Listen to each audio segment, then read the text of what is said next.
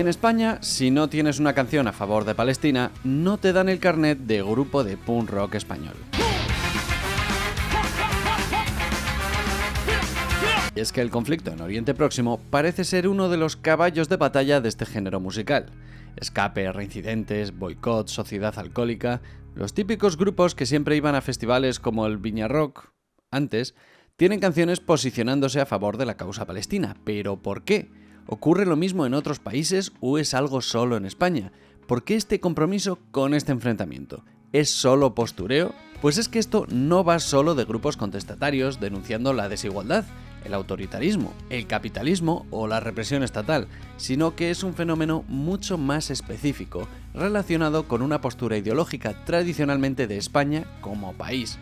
A esto hay que sumar las posiciones de la izquierda habituales y que este conflicto tiene muchos años de vida y que este género que conocemos como el punk siempre ha estado quejándose de todo. Vamos a ver por qué España es un caso especial con este momento de la historia, vamos a ver por qué España es un caso especial con este género de música con respecto a Palestina y ojo que en esta historia hay giros inesperados donde Franco, sí, el dictador, tiene un gran protagonismo. Bienvenidos a un nuevo vídeo en el que vamos a hablar de historia, vamos a hablar del impacto cultural de la música, vamos a hablar de cómo los procesos históricos acaban modulando los procesos culturales, pero también cómo los productos de la cultura acaban modulando nuestra percepción de la historia y de esos mismos procesos históricos. De todo ese batiburrillo cultural que se genera a partir de cosas que pasan en el mundo. Hoy es un tema muy interesante porque traemos historia, traemos música, traemos geopolítica y también traemos un tema muy complicado. Así que vengo a recordaros que tengo una taza con alces de colores, ¿vale?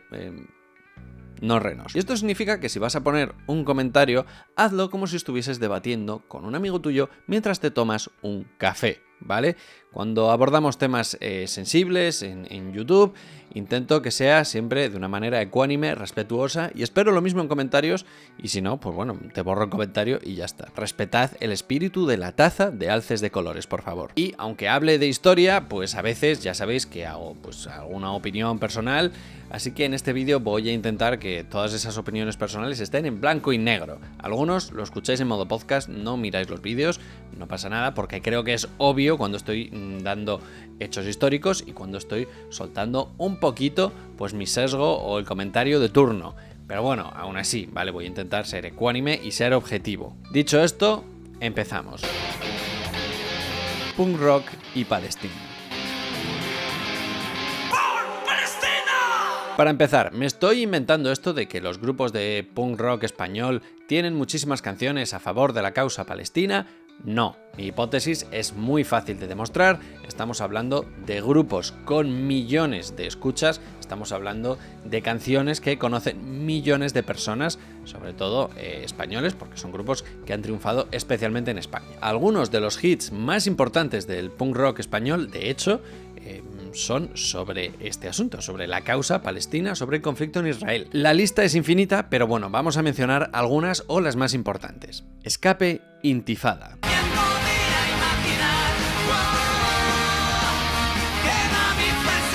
La primera canción que se me ocurre sobre el tema es Intifada, de Escape, correspondiente a su disco Que corra la voz de 2002.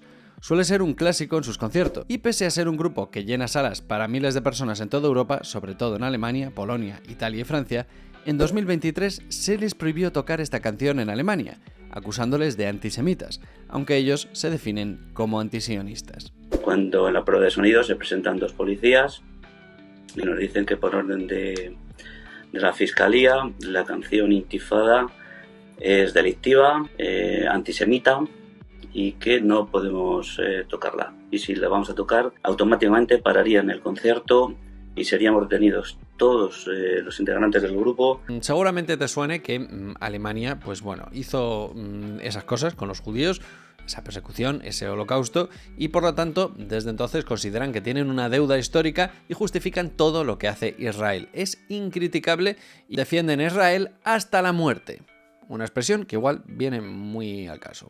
Y por eso pasaron noticias como esta. Sociedad Alcohólica, nos vimos en Berlín.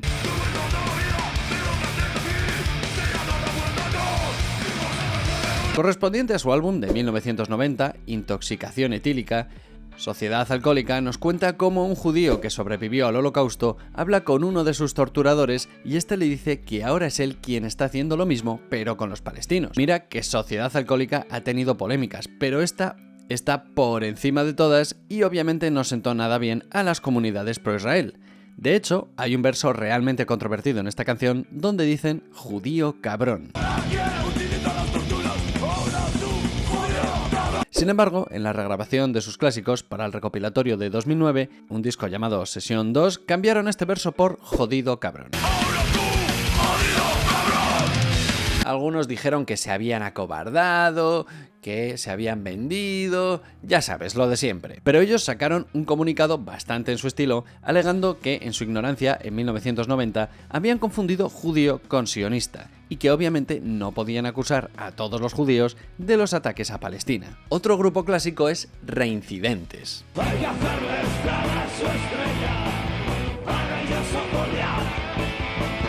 Ya en su disco debut de 1989, llamado Reincidentes también, como el grupo, tiene una canción llamada Yahvé se esconde entre las rejas, y donde afirman que ahora ellos son Goliat, en referencia al mito de David y Goliat, y que hay que hacerles tragar su estrella, la famosa estrella de David.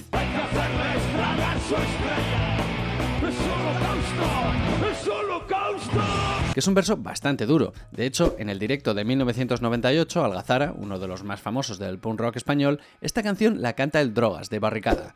No obstante, 36 años más tarde, que se dice pronto, en el disco Peligro, de 2025, publicaron su canción Desde el río hasta el mar. Desde el río hasta el mar. Que es una consigna política de Palestina, que hace referencia al río Jordán y el mar Mediterráneo, exigiendo que todo eso debería ser su territorio.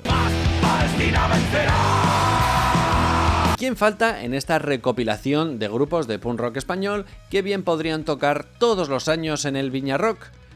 O bueno, ya no, hablaremos de eso. Pero ¿quién falta en esta compilación?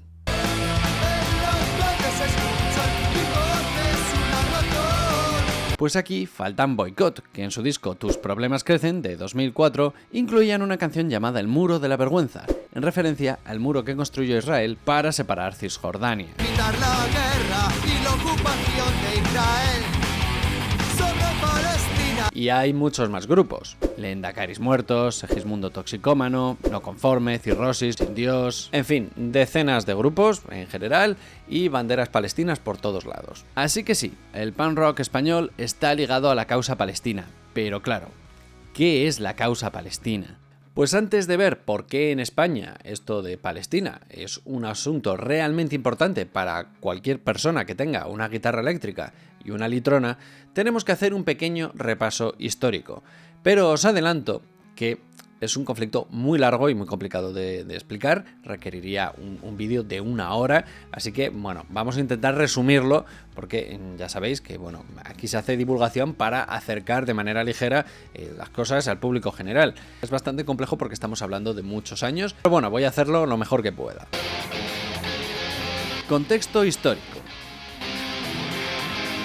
A finales del siglo XIX y principios del XX, en el territorio que entonces formaba parte del Imperio Otomano, la población era mayoritariamente árabe, musulmana y cristiana, con comunidades judías también presentes. ¿Sabéis esa expresión, que es un poco cursi, para decir que hay muchas culturas viviendo en paz y conviviendo en el mismo sitio? Esa expresión que es un crisol de culturas.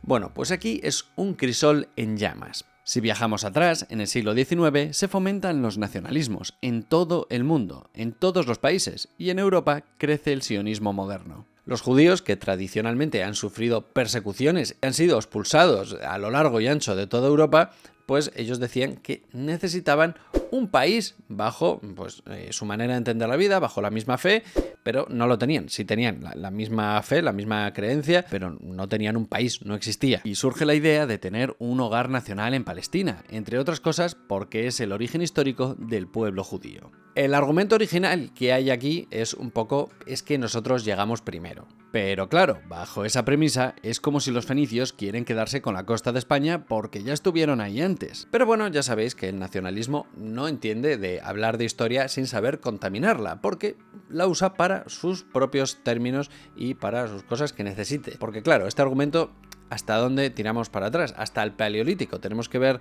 qué nacionalidad tenían los hombres del Paleolítico que habitaban ciertas zonas. ¿Pertenecemos acaso todos a Etiopía, que es el país de donde creemos que salieron todos los humanos? ¿O Etiopía tiene que pagar compensaciones económicas a todos los países del mundo porque invadieron a todos los países? Y ya sabemos que no existían esos países entonces, pero bueno, vamos, que si a mí me preguntas usar la historia así, me parece un argumento un poco endeble. Pero al mismo tiempo, ese auge de quiero tener mi país llega al mundo árabe, donde se consolidan movimientos nacionalistas y anticoloniales. Y aquí nace el choque, dos proyectos con su propia cultura, con su propia mentalidad, mirando al mismo sitio diciendo yo quiero un futuro aquí. Pues durante la Primera Guerra Mundial, Reino Unido estaba enfrentado al Imperio Otomano, quienes dominaban Palestina entonces. En 1917, el Reino Unido emite la Declaración de Balfour apoyando el establecimiento en Palestina de un hogar nacional para el pueblo judío, mientras promete no perjudicar los derechos de las comunidades no judías. Tras la derrota otomana, en la Primera Guerra Mundial, es el Reino Unido quien queda al cargo de la zona bajo lo que se llama el mandato británico. Durante este mandato estallan episodios de revueltas y crece ese miedo al desplazamiento. Desplazamiento tanto físico, tanto literal, desplazamiento demográfico, como desplazamiento político. Y aquí chocan dos narrativas, la del sionismo, que, bueno, ven esto como un camino a la autodeterminación, y también para el nacionalismo palestino, que ven pues esa pérdida de control bajo el colonialismo. Pero claro, con el auge del antisemitismo en Europa, sobre todo en Alemania, cada vez más judíos emigraban a Palestina en busca de refugio, lo que les daba más fuerza ahí. En 1946 ocurrió un hecho clave. Los británicos, en una operación de inteligencia masiva, detuvieron a 2.500 judíos y les requisaron todos los documentos oficiales que tenían sobre los países árabes vecinos, sobre sus proyectos políticos, y estos papeles, todos estos documentos, los llevaron al Hotel David en Jerusalén para estudiarlos y ver qué había ahí. The tragic scene is like a serious incident during the Blitz. The hotel housed the British Army headquarters and the Palestine government offices, and casualties were very heavy. Esto no sentó nada bien a los judíos más nacionalistas y pusieron una bomba en el hotel matando a 92 personas, 18 judíos incluidos. Viendo el panorama, pues el Reino Unido decidió irse de ahí y dejar como idea la de los dos estados. Si os fijáis en las fronteras, no eran dos estados delineados con fronteras rectas como se había hecho en África, sino con respecto a las diferentes comunidades locales, y eso, bueno, añadió más confusión. En 1947 aparece la ONU con el plan de partición de los dos estados, con un estatus especial internacional para Jerusalén. El nacionalismo judío acepta a regañadientes, no terminan de ver esto muy claro, pero quienes sí que no aceptan nada de nada en esta ocasión son los países árabes, bueno, los palestinos y los países árabes que hay alrededor. Pese a todo, en 1948 se proclama el Estado de Israel. Los vecinos árabes no estaban contentos con esto, así que estalla la guerra contra la llamada Liga Árabe: Egipto, Siria, Arabia Saudí y Transjordania. Israel ganó esta guerra en un año y, aprovechando la victoria, amplió su territorio un 20%. Esto implicó desplazamientos masivos de refugiados, que es un problema que sigue siendo parte del núcleo central que hay a día de hoy en esa región. Y por otra parte, parece que ya desde aquí no se discute quién tiene razón, sino quién quiere más territorio. Así pasan los años y llegamos a la Guerra de los 6 días, en 1967, que es el otro gran punto de inflexión. Una nueva alianza de países árabes cercanos ataca a Israel, que ya tienen una gran superioridad militar y ganan de nuevo. Y hacen lo mismo que la anterior vez. Israel ocupa la Franja de Gaza, Cisjordania, Jerusalén Este, los Altos de Golán en Siria y Sinaí, aunque esto lo devolvería a Egipto después en la Guerra del Yom Kippur en 1973. Desde entonces, el conflicto ya no es solo fronteras y refugiados, es la ocupación militar, el control y la administración de territorios, incluyendo cuánta comida entra, cuánta electricidad puede haber ahí, cuánta agua entra, es el control de asentamientos e imponer un estatus en Jerusalén. Como supondréis, esto supuso un maltrato sistemático de la población palestina.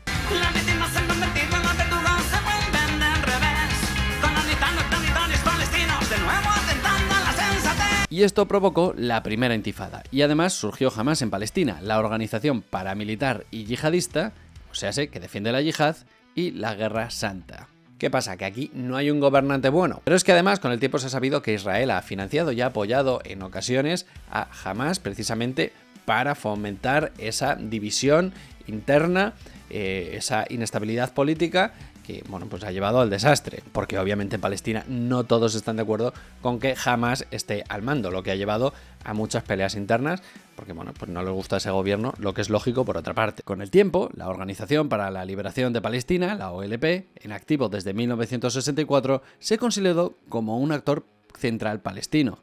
Tras décadas de violencia y negociación fallida, llegaron los acuerdos de Oslo en 1993 y se vislumbró un poco de paz. Hay un reconocimiento mutuo entre Israel y esta Organización para la Liberación de Palestina. Hay una creación de la Autoridad Palestina y una hoja de ruta para resolver asuntos finales: fronteras, refugiados, Jerusalén y seguridad. Fue el momento en el que mucha gente creyó que esto se acababa, pero Oslo dejó ambigüedades enormes y esto llevó a atentados, a represión, expansión de asentamientos, crisis políticas y una desconfianza mutua que ya estaba ahí. El resultado: Segunda Intifada, que duró del 2000 al 2005 y ataques constantes. Tras 4.000 muertos, en 2005 Israel se retiró unilateralmente de Gaza. Soldados y asentamientos se fueron de ahí.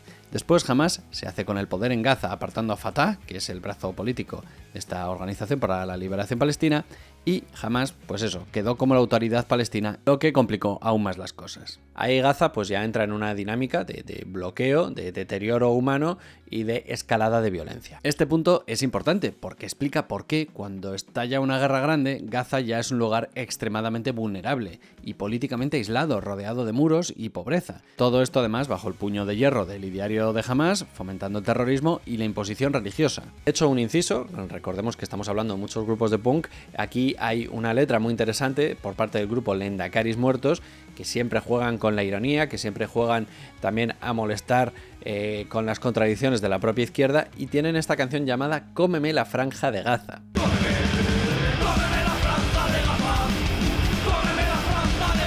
Donde básicamente critican precisamente a este gobierno porque por mucho que puedan simpatizar con la causa palestina, pues hay cosas que aún así no se pueden apoyar. De hecho, Amnistía Internacional también les ha denunciado a Hamás por torturas y apropiarse de la ayuda.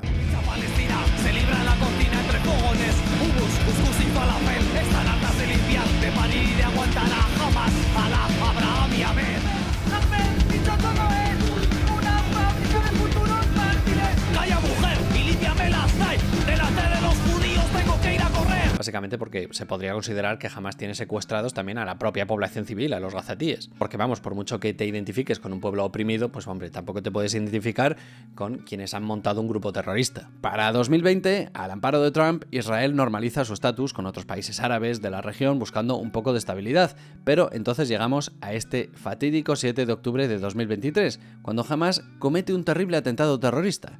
Se infiltra dentro de Israel y mata a unas 1.200 personas y toma 251 rehenes. Para que hagamos una analogía, esto es como si un grupo terrorista entrase en España y pues matase a unas 6.000 personas en un día. Israel responde con una campaña militar masiva en Gaza, arrasando indiscriminadamente a todo, civiles y objetivos militares. A partir de ahí, el conflicto entra en su fase más destructiva, en décadas, con cifras de muertos enormes y una crisis humanitaria sostenida en base al bloqueo de ayuda y también pues bombardeos a lo loco. Todo bajo el argumento, uno, de defenderse, de legítima defensa, y de recuperar los rehenes.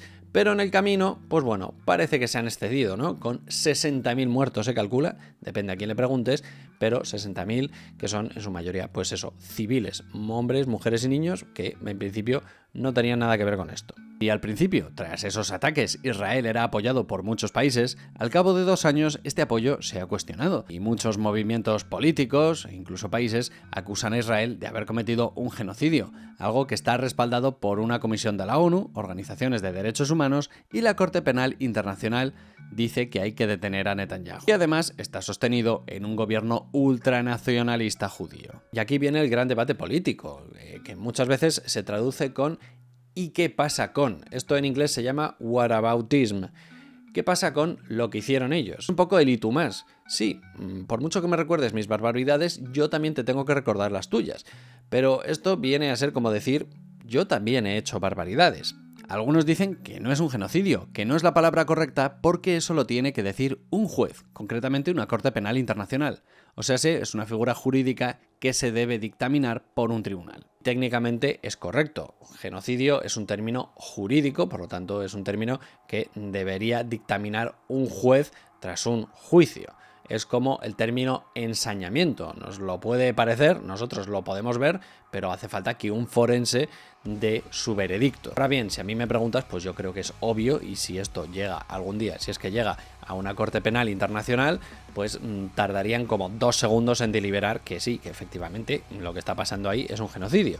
Pero esto tiene otra implicación, que es que si se dictamina que es un genocidio, esto obliga a los estados a actuar, esto obliga a tomar partida. Ya sabes, movilizar las tropas, reagendar la cita con el dentista del político de turno, en fin, un jaleo que igual no apetece. Por eso hay subterfugios legales, como cuando Estados Unidos decía en Ruanda, en el genocidio en los 90 en África, decía que había actos de genocidio, pero bueno, ya sabéis, y mientras tanto la población civil muriendo. Porque por lo que sea, pues al final los que más mueren son los civiles, no los que están creando las guerras. Por otra parte, ¿tiene sentido perdernos en las palabras y decir que no es un genocidio, sino tan solo una masacre indiscriminada?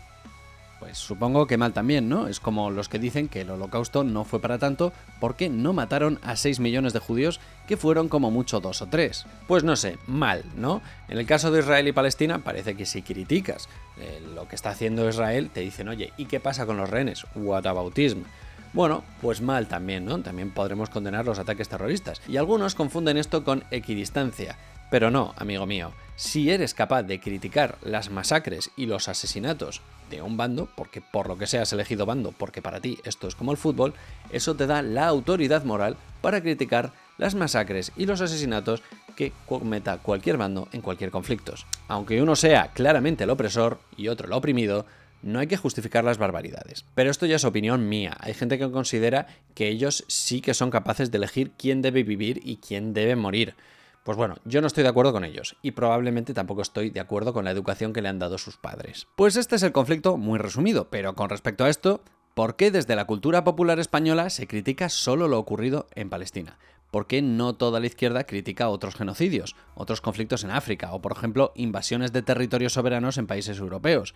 ¿Por qué España tradicionalmente ha estado a favor de Palestina y en especial la izquierda española? Pues bueno, la culpa la tiene un poco Franco. Sí, Franco, lo que estáis oyendo.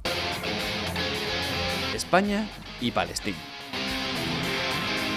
España tradicionalmente lleva haciendo toda la vida algo que sorprende mucho fuera, pero en realidad muy poco dentro de nuestras fronteras. Y es que en general España tradicionalmente ha estado más cerca de Palestina que de Israel. Para entenderlo hay que ir al origen del conflicto. Como os he comentado, en 1947 la ONU propone partir Palestina en 2 estados, uno judío y otro árabe. Y eso llevó a un montón de guerras que ganó Israel. España, en esos años, estaba recién salida de la guerra civil y siendo una dictadura. Por si fuera poco, una dictadura de corte fascista, no exactamente fascista, pero bueno, con sus particularidades. Y después de que el fascismo italiano y el nazismo hubiesen sido derrotados en la Segunda Guerra Mundial, pues esto no quedaba muy bien. Por tanto, España estaba aislada internacionalmente, en parte por haber coqueteado con el eje en la Segunda Guerra Mundial. No entraba en la ONU, nadie le hacía mucho caso y necesitaban amigos. ¿Quiénes estaban dispuestos a ayudar? Los países árabes, así que España se acercó a ellos como quien se acerca a una estufa en invierno. Básicamente supervivencia diplomática. Y además Franco al mismo tiempo se encargaba de recordar que durante su gobierno, durante la Segunda Guerra Mundial, hubo judíos que fueron rescatados por sus diplomáticos y fueron llevados a España. Algo que, con matices, tuvo su parte de verdad gracias a diplomáticos concretos como Ángel Sanz Briz, el Ángel de Budapest. Se discute si estos rescates pues eran convenientes, que se hicieron a su amparo, pero también es verdad que, bueno, Franco también se alzó en el poder criticando que había una conjura judeo-masónica. El caso es que España estaba aislada e Israel, ya en la ONU, pues votaba en contra de levantar este veto. ¿Tú te aproximas a los países árabes? Pues bueno, pues yo no voy a aceptar que estés en la ONU ni que se te levante el veto. Y esto obviamente quedó grabado a fuego en el régimen franquista.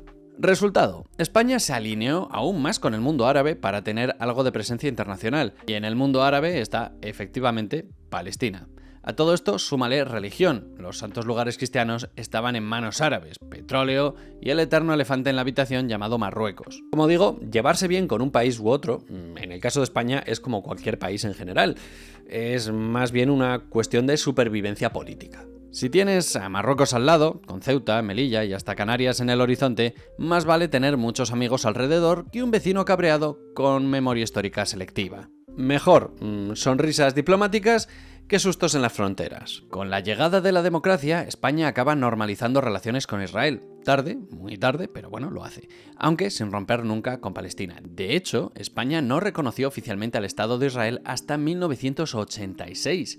Y no fue por convicción repentina, sino porque tocaba. Fue el gobierno socialista de Felipe González el que dio ese paso, en buena medida porque era una condición exigida por la entonces Comunidad Económica Europea para que España se uniese al club. Pragmatismo puro. De hecho, España empieza a verse a sí misma como un país mediador, que se lleva bien con todos y pone la mesa y trae sillas. El mejor ejemplo de esto es esta autoestima diplomática que surgió en 1991 con la Conferencia de Paz de Madrid, donde israelíes y palestinos se sentaron por primera vez a hablar en serio. Y ahí España empieza a pensar, oye, esto igual de la diplomacia internacional no se nos da nada mal, y es que además para ellos Palestina ya era un agente político conocido e incluso respetado. La prueba más clara es la visita de Yasir Arafat a España en 1979, apenas entrada la democracia, y recibía entonces el abrazo de Adolfo Suárez, que era el primer presidente del gobierno democrático, un gesto cargado de simbolismo que dice mucho del clima político de la época. Además, a nivel social,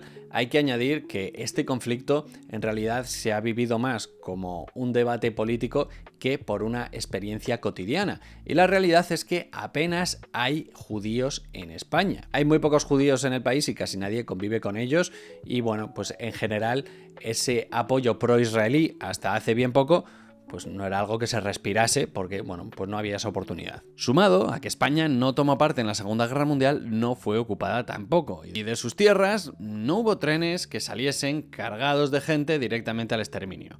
Ese trauma no ha existido en España. Y otra cosa que conviene recordar, la derecha española también se ha posicionado varias veces a favor de reconocer a Palestina. Otra cosa es que luego se hayan atrevido a mover esta causa de verdad. La Asamblea General de Naciones Unidas ha aprobado elevar el estatus de Palestina en la Organización Internacional de Entidad Observadora a Estado observador no miembro. La votación tras la cual Palestina ha pasado a tener el mismo estatus que el Vaticano. Años después sería el gobierno conservador, con Mariano Rajoy, el que votaría en la Asamblea General de la ONU a favor de que Palestina fuese reconocida como el Estado observador no miembro. España votará mañana sí a la petición palestina por coherencia con nuestra historia y porque creemos que es la solución más adecuada para aproximarnos a la paz. Una muestra más de que en este tema España ha preferido siempre el equilibrio incómodo antes que la ruptura clara.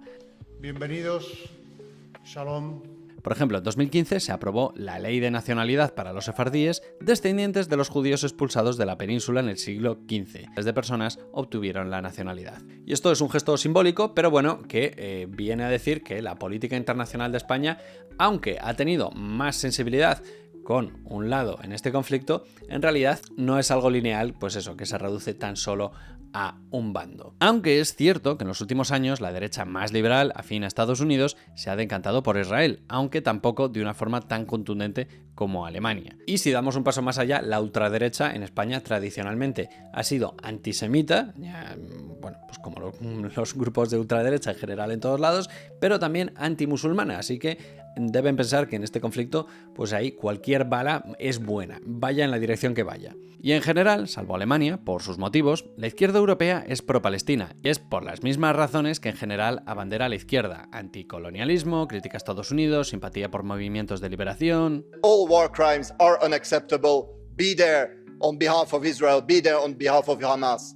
You know, a Palestinian life is not worth less than a Ukrainian life. O sea, la causa palestina, pues sí, tiene que ver con casi una causa fundacional de la izquierda moderna, pero en el caso de España es bastante diferente. Tiene que ver con esa supervivencia política, con la diplomacia internacional en tiempos de Franco. Y esto nos lleva a la pregunta del principio: ¿por qué el punk y el rock español está tan vinculado a la causa palestina? ¿Es porque los grupos de punk españoles son fans de Franco y su manera de entender la geopolítica? Esto de que España estuviese en una dictadura, padeciendo la dictadura franquista, no solo lleva a ese posicionamiento tradicional, aunque no es monolítico, puede cambiar o está cambiando, pero bueno, ese posicionamiento a favor de Palestina, sino que también tuvo un impacto directo en cómo se desarrolló un género de música que tuvo alcance mundial. Porque al mismo tiempo que se desarrollaba este conflicto, se creaba y se desarrollaba el género musical del punk, el punk que hemos visto aquí en España, que tiene también este género musical como un hito fundacional la lucha contra la dictadura, la lucha contra el franquismo. Así que ya veis, el hecho de que haya tantas canciones de punk rock español a favor de Palestina tiene que ver por partida doble con Franco. Uno, por la aproximación de la geopolítica tradicional durante varias décadas de España a Palestina, pero también por la oposición del punk a Franco. El punk español.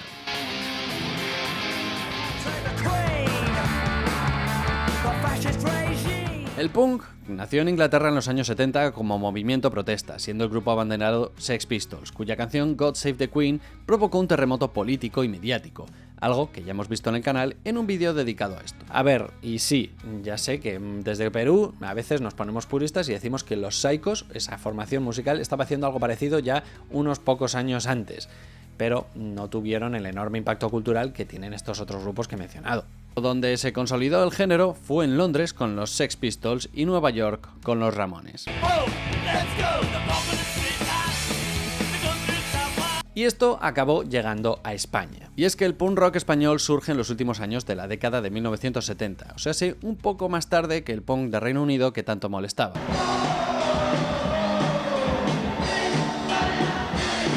Esta música no gustaba en España y de hecho durante la dictadura no era bien recibida, pero acabó llegando, tarde pero llegó. Españoles, Franco ha muerto. Franco murió en 1975 y España transitaba de la dictadura franquista a la democracia. Este periodo, conocido como la transición de 1975 a 1982, bueno, pues atrajo a una enorme cantidad de gente, a ese boom, porque ya España había empezado a crecer, a esa enorme cantidad de nuevos jóvenes que buscaban romper lo que habían tenido hasta el momento. Querían protestar contra el régimen anterior. Queremos aperturismo, queremos un poco de progreso en este país. Y si no nos deja, vamos a protestar. Y en algunos casos vamos a protestar con guitarras, tal y como hacen esos grupos en el mundo anglosajón que ahora están funcionando también. Y un sitio donde se tomaron muy en serio esto de combatir contra el régimen anterior, la dictadura y todo lo que representase, estaba al norte de España, en el País Vasco. Y es que amigos, el punk en España no se puede entender sin una región en particular.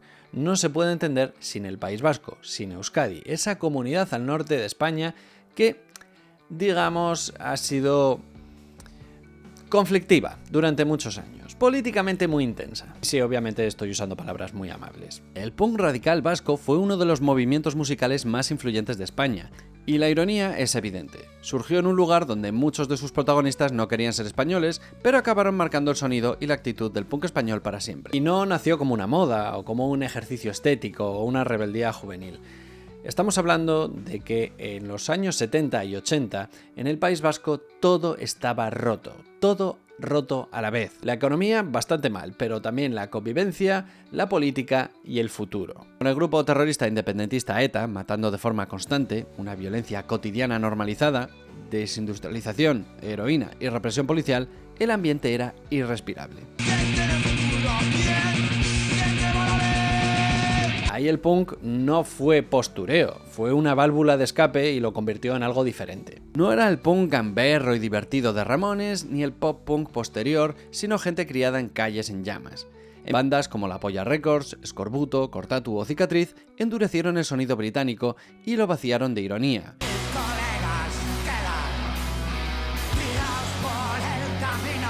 Letras directas sobre cárcel, policía, droga, muerte, miseria, sin metáforas ni filtros. ¿Cuánto viviremos? ¿Cuánto tiempo moriremos en esta absurda derrota sin final? Y ahí había un enorme movimiento musical que estaba funcionando genial, pero alejado de la industria tradicional. Funcionaba en bares, funcionaba en las fiestas de los pueblos, funcionaba en las casas ocupadas y en las cintas que pasaban de mano en mano. Era precariedad no por estética, como algunos grupos, era necesidad. No podemos olvidar que algunas bandas tuvieron vínculos con la izquierda abertzale, que durante años legitimó o justificó la violencia de ETA. Otras, como Eskorbuto, pasaban de todo y de todos, atacando al Estado, a Euskadi y cualquier militancia organizada. Esta contradicción interna, además, fue como parte del ADN de todo este movimiento. Y es que el resultado fue que el País Vasco fue el epicentro del punk de toda España. Muchos grupos que eran de fuera, muchos grupos que no eran vascos, pues triunfaban más ahí que en su propia tierra. Es el caso de Reincidentes, que son sevillanos, o Extremoduro, que no es punk, pero bueno, pero que estaban vetados en Plasencia, su ciudad natal, y estaban arrasando en el País Vasco. La gran aportación del punk radical vasco fue demostrar que se podía hacer punk hablando de realidades sin copiar acentos ni discursos anglosajones. Dejó de ser una imitación y pasó a ser una herramienta propia de expresión, ligada a la izquierda por su carácter contestatario y sobre todo marcada por la crudeza de la incómoda verdad.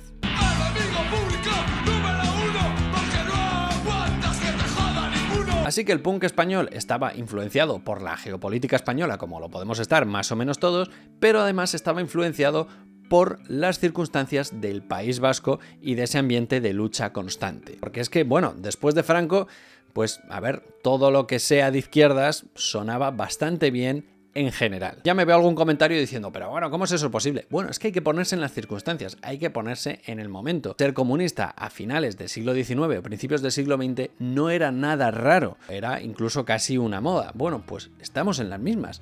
Hay pendulazos políticos a lo largo de toda la historia y todos estamos sujetos a estas influencias. Y es que esto es el pendulazo de toda la vida. España había tenido una dictadura de derechas y se miraba afuera, admirando cómo la Revolución Cubana frenó los pies al imperialismo yanqui. Figuras como el Che o naciones influenciadas por la Unión Soviética como Nicaragua.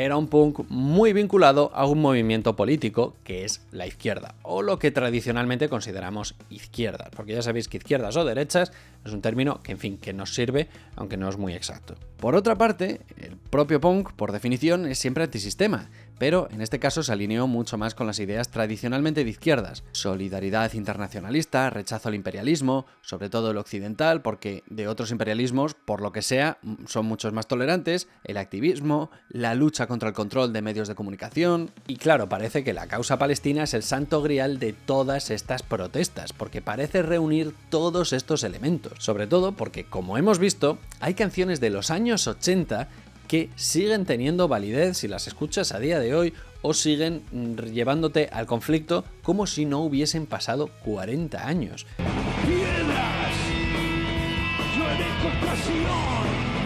Y es que esto, hombre, pues también tiene su impacto y su influencia cultural, porque estamos hablando de décadas de retransmisión, a veces en vivo, del conflicto, y eso pues genera a lo largo de muchas generaciones un mayor impacto y una mayor sensibilidad con ese problema. Que siguen las noticias es algo que siempre ha estado ahí durante décadas, lo que hace que nos impacte más y a lo mejor que nos interese mucho más. Al final es la pescadilla que se muerde la cola. Vemos esto más en la televisión, pues hablamos más de esto, y la televisión habla más de esto porque sabe que nos va a interesar más. Porque seamos honestos, a lo largo de todas estas décadas han ocurrido y ocurren otras muchas barbaridades y conflictos a lo largo de todo el mundo, pero no han tenido tanto foco mediático, a veces de hecho ni nos suenan, pero este sí, porque todos hemos visto fotos horribles de lo que está pasando allí. ¿Por qué en los conciertos de estos grupos no se ven banderas de Ucrania, que han sido también un país soberano siendo invadido, con todas las contradicciones y dilemas que esto nos puede suponer, como es el caso de Palestina? ¿Por qué no se habla de Sudán o Congo, o genocidios pasados como el que sufrieron los armenios? O ese no merece la pena porque ya tienen la publicidad gracias a System of a Down. Como es algo que está siempre en los medios, tiene más impacto en nuestra memoria colectiva. Y como tiene más impacto en nuestra memoria colectiva, hace que más grupos canten sobre esto. Que al fin y al cabo es algo con lo que tú vas a conectar más porque de algo te suena, algo has visto. A esto hay que sumar, yo creo, el expansionismo voraz y criminal que ha caracterizado a Israel. promovido por los sectores más radicales, porque no todos los judíos están a favor de esto, claro. También yo creo que aquí se puede sumar que tradicionalmente ha sido muy fácil ver quién es el opresor y quién es el oprimido en esta situación, porque, a ver, ¿quién no defendería su territorio si está siendo invadido? Que esto, por cierto, también vale para cualquier otro conflicto. No obstante, el pueblo palestino también está oprimido y secuestrado por un grupo paramilitar que legitima el terrorismo y es extremista desde el punto de vista religioso también. Así que yo supongo que cuando se canta a favor de Palestina, pues se habla de eso, de la población, no de que haya un Estado invadiendo al otro de forma sistemática, pero también otro Estado confinando a su propia población. Y a ser posible, pues también cantan, si no es mucho pedir, que no haya terroristas ni asesinos al mando en ningún lado. En resumen, los movimientos culturales no salen de la nada. Surgen porque hay muchas cosas pasando a la vez en el mismo tiempo y de repente aflora un movimiento cultural. En el caso del punk rock español y esa larga tradición de canciones a favor de la causa palestina, tiene que ver, pues en primer lugar, con el posicionamiento tradicional de la izquierda, pero también tiene que ver con el propio ADN del punk, que en general es contestatario, pero en el caso de España, además, tiene que ver con la política y esos años tan duros en el País Vasco. Y además todo esto hay que envolverlo en la geopolítica española, que en tiempos de Franco pues también ha tenido su influencia para que España tradicionalmente fuese pro-Palestina. ¿Y qué han hecho los grupos de punk rock españoles por la causa palestina además de canciones? Pues bueno, en los últimos tiempos algunos grupos han rechazado tocar en el festival punky por excelencia, el Viña Rock. Este festival era el bastión de punk rock de izquierdas en España, pero con el tiempo fue creciendo tanto que se transformó en una empresa enorme. Una empresa enorme que fue comprada en parte por un fondo de inversión israelí, KKR. Algunos alegan que, oye, dentro de ese festival sigue habiendo libertad de expresión, algo que es cierto, y ahí puedes sacar banderas de Palestina, algo que sigue pasando. Otros alegan que, mira, trabajan donde pueden, ¿no? El punk, en España por lo menos, siempre se ha vinculado a las causas obreras. ¿Y acaso los obreros pueden elegir dónde tienen que trabajar? Es más, otros alegan que, bueno, que todos tenemos contradicciones y que si quieres ser 100% coherente con tus ideas, pues a lo mejor lo que tienes que hacer es irte a vivir al campo. Es más, si no quieres apoyar a Israel, ¿por qué ves vídeos de YouTube? Eso no quita que otros decidiesen darse de baja en el festival para que ningún céntimo llegase a ese fondo de inversión o de alguna manera a la causa pro-Israel. España, por su parte, decidió no participar en Eurovisión si participaba Israel, en parte porque en los años anteriores todos los pro-Israel votaban en masa la canción propuesta por Israel y siempre quedaba a punto de ganar, así que bueno, pues pierde un poco la gracia, ¿no? Lo que podría haber hecho España es mandar a Sociedad Alcohólica para representar a España en Eurovisión.